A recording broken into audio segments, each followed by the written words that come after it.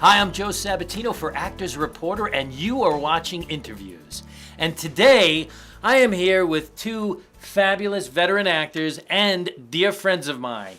First, Mr. Kim Delgado. How are you, brother? I'm very good. Everything's good. And next, Mr. Tim DeZarn. And Hey.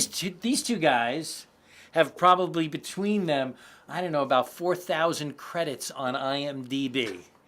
How do you guys, handle that whole audition process?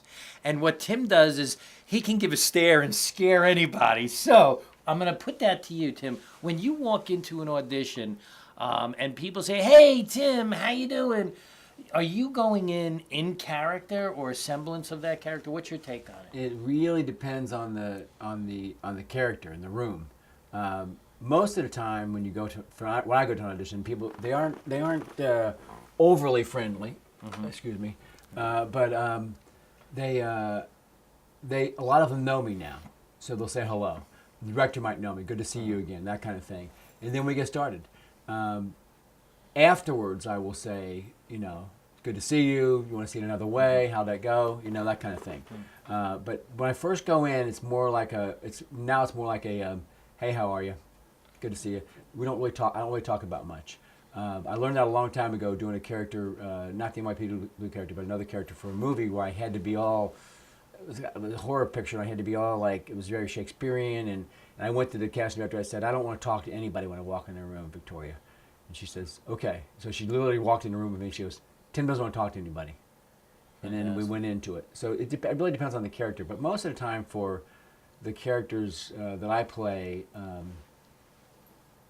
and since I'm known, people know me, then I'm able to switch from saying hello to doing a guy that's going to kill you or rob you or arrest you or whatever. Right. Very cool. Very cool. Now I throw that over to you, my brother. Well, being a mature actor, Uh-oh. Easy, honey. Go. I have two different approaches. There's oases of rapport where I want to find a rapport with the director or the producer, because 50% of your audition is they have to want to work with you. They have to like you. No matter how good your work is, they have to want you on their set, especially if you're going to be spending time. Then, as Tim had said, if I'm going in and it's a very tough emotional role, I really don't want to chit-chat. If I have to cry or if I have to be very intense, I don't go in character, but I like to get down to the work so that I can give them what they need, and then I can relax and talk to them. The issue is that as actors, we go in a lot of times now, and there's a camera and a casting director, and they're going to show that reel to the director, so there's not a lot of time to find an oasis of rapport with anybody because there's nobody there.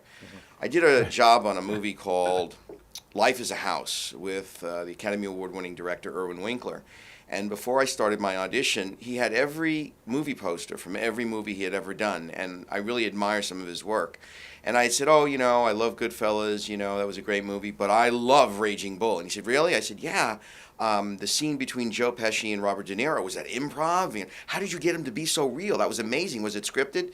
That got Irwin Winkler interested in me, and we talked for 20 minutes about how he directed that scene, how it was real, how Bob De Niro had actually punched Joe Pesci. They had to pull him off of him.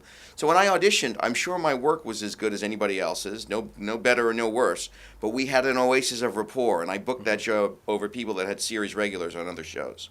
That's fantastic. That's fantastic. Now, Tim, I want to throw a question at you because you play these intense characters.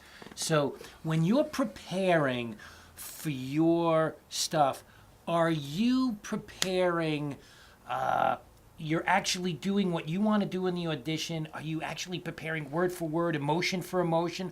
Or do you get a general feel of your scene, and then when you're in the room, do you let whatever emotion has conjured up from in you, do you let that just spill out into your audition? A little bit of both. I really prepare now. The old days used to be when we first came to California, when I first came to Hollywood, it was cold readings was, they really liked you to look, they wanted the spontaneous, look down, look up, look down, look up. And that worked for a long time. But now it seems, since we are on film, on camera, instead of people being in the room like you were saying, that I feel like I have to be fully prepared and memorize the material. I always keep the paper, but I always memorize the material.